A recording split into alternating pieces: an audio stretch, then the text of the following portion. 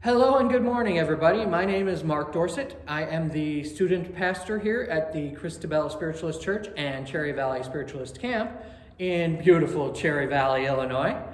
I hope that you are doing well today for our virtual sermon, and I will get right into starting our service today with our reading of our invocation, and then follow that with our declaration of principles. So if you could please bow your heads in a virtual fashion. Infinite Spirit, all-pervading love, you who are beauty, the light and the wisdom of life, we pray that each of us assembled here today, virtually, may be responsive to the rays of life, that each heart may be open as a flower to the sunlight, and that in the expansion of love within, we may contact the realms of truth and power.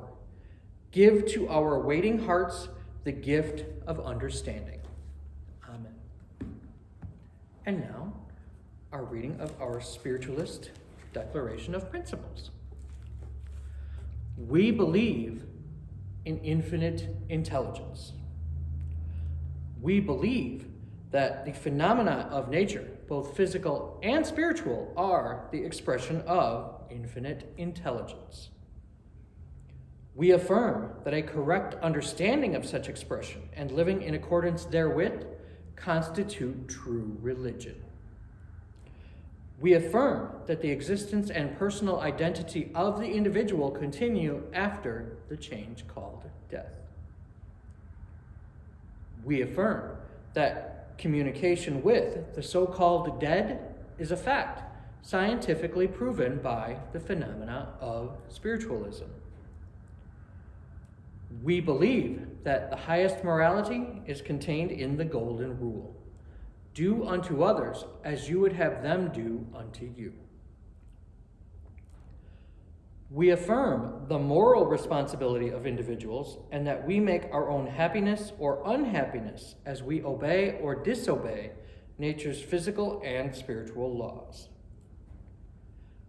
We affirm that the doorway to reformation is never closed against any soul here or hereafter. We affirm that the precepts of prophecy and healing are divine attributes proven through mediumship. We do that every week. So I have a question for you this morning. How are you?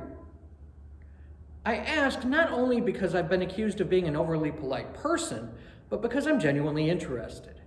How are you? Do me a favor, please respond down below in our comments for our video. I really would like to know how you're doing today, and it is my hope that you are all doing well as you are sitting and virtually watching this sermon today. In the interest of full disclosure, I do have to admit that I had an entirely different sermon planned for today, had it written up and ready, and on the subject of the joy of generosity. But honestly, I really didn't have the energy to come up here and present that sermon today. Why? Because I really just wasn't feeling it.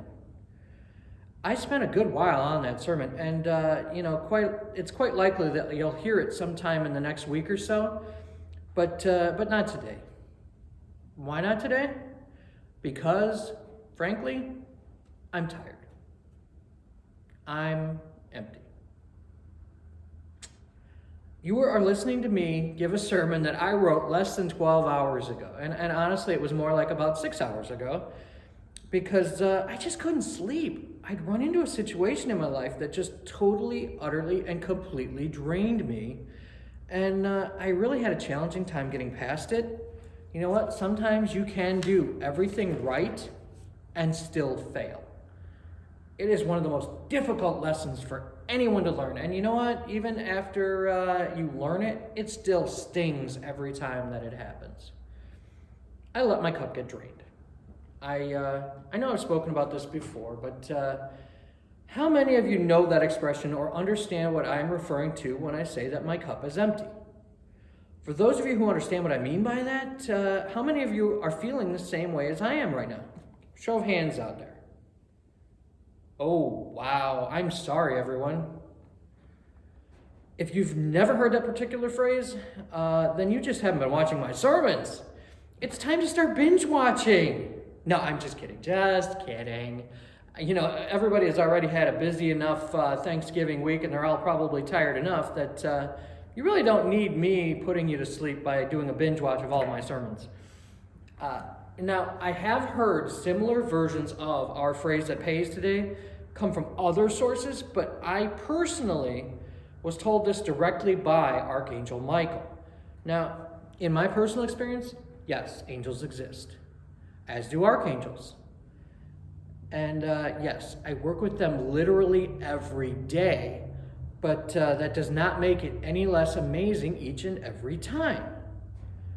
So anyhow, Archangel Michael, he reminded me when I was a teenager that I'd let myself get dragged down emotionally by trying to be there for everyone around me, and that it is impossible to fill another's cup when your own is empty.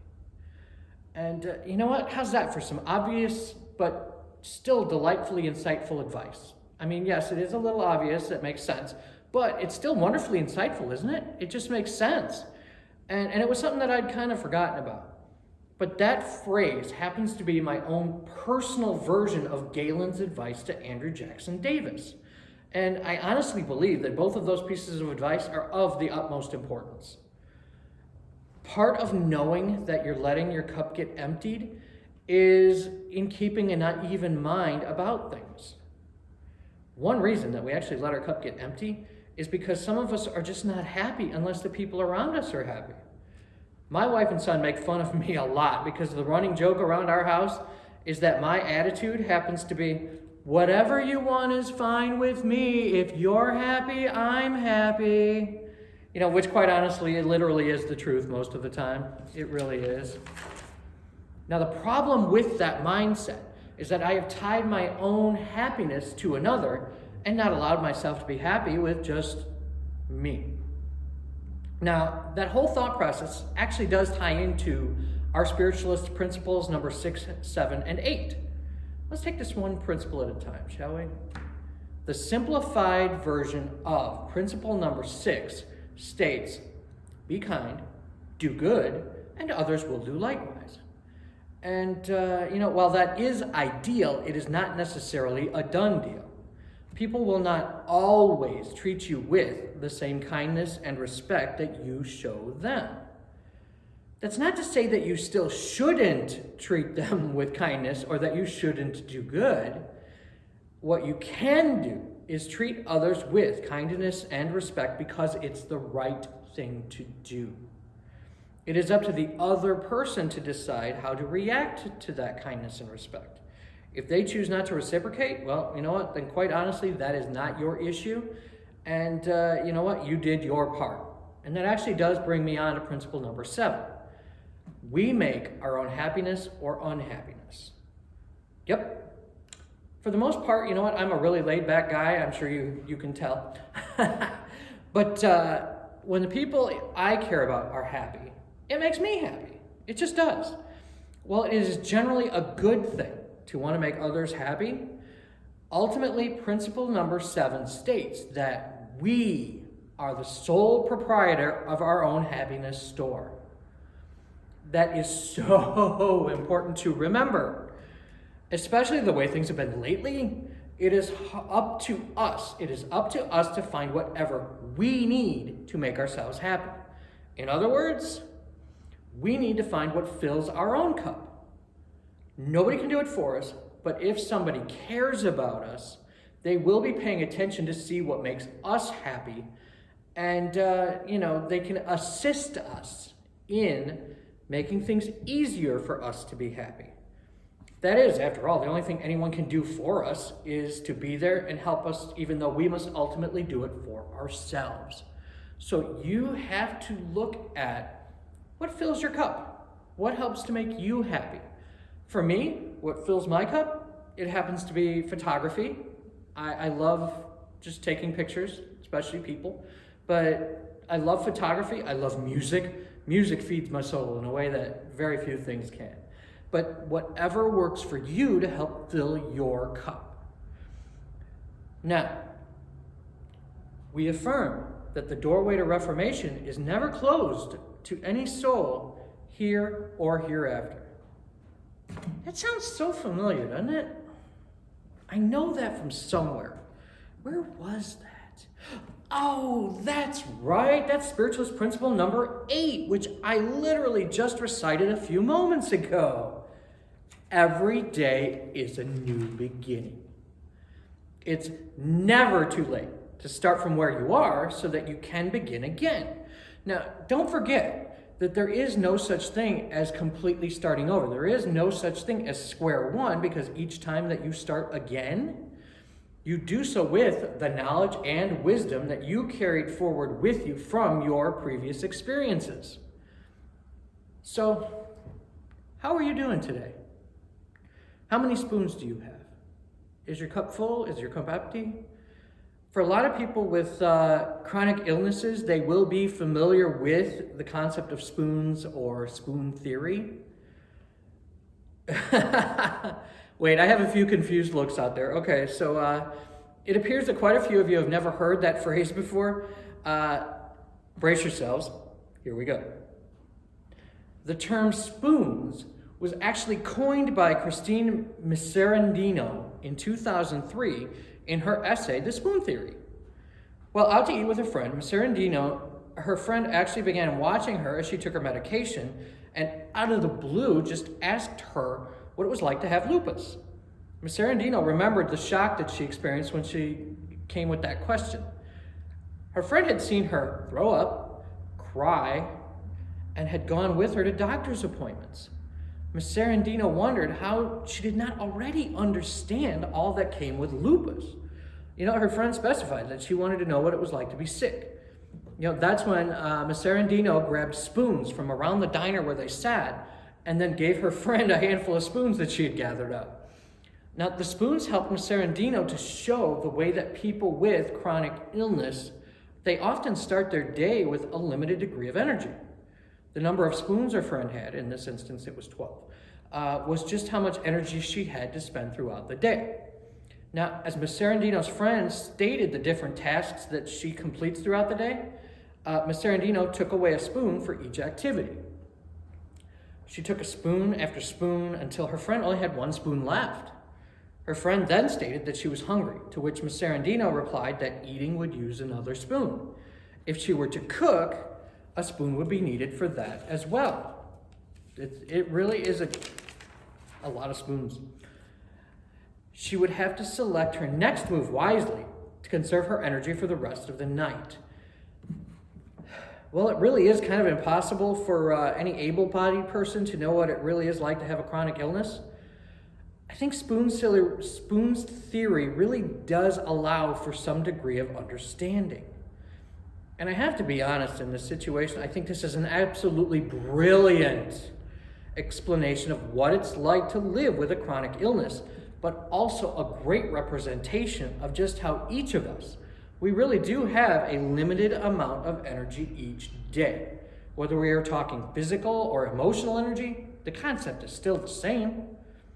And also, depending on how you feel when you wake up, you may find that you might start the day with only 4 spoons as opposed to 12, or whatever symbolic number represents being awoken, fully rested for you. How are you doing? How many spoons do you have right now? Chronic illness or not? Do you have all your spoons, or are you like me and by the end of most days you're out of spoons and you're on your last fork? Part of what the spoon theory really helps us with is the concept of prioritizing. It doesn't matter in what way you are struggling. It really is just a great representation that is easy to relate to. Now, I know I've spoken along these lines in previous sermons, but what is truly important to you, or to you, or to you, or to you, to you? What is worth spending your spoons on?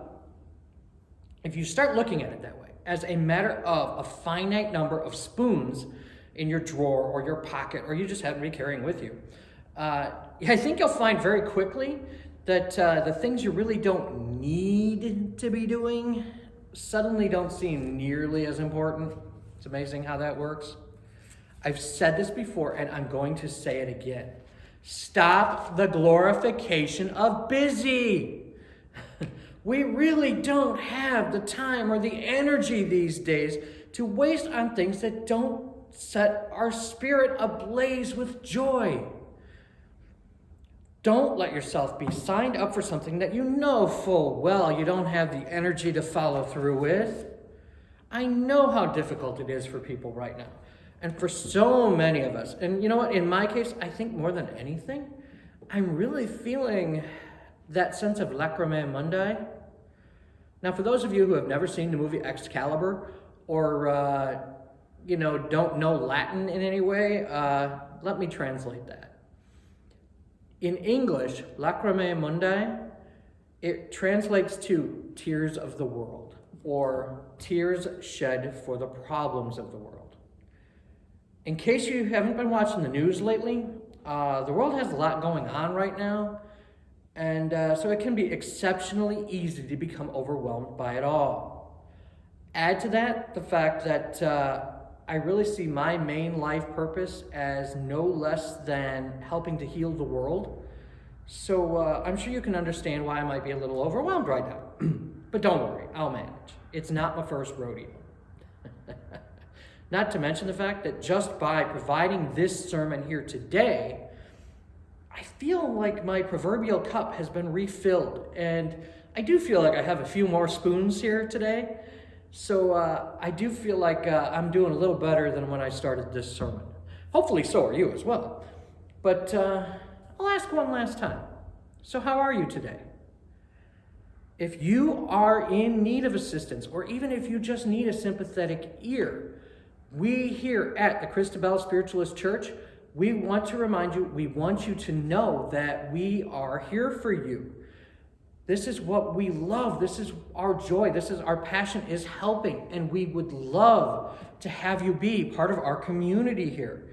Even if we are not allowed to meet at the moment, even if you are not part of the Cherry Valley, Rockford Metroplex area, we would love to have you as part of our virtual congregation. Feel free to interact with us on Facebook. Interact with us on our church group page that you can also find through Facebook, the Christabelle Spiritualist Church. Send us an email, text us, get in touch with us. Let us know how you're doing, how you're feeling. If you're struggling, feel free to reach out to us. We are here for you. So take care of yourself and each other. Thank you.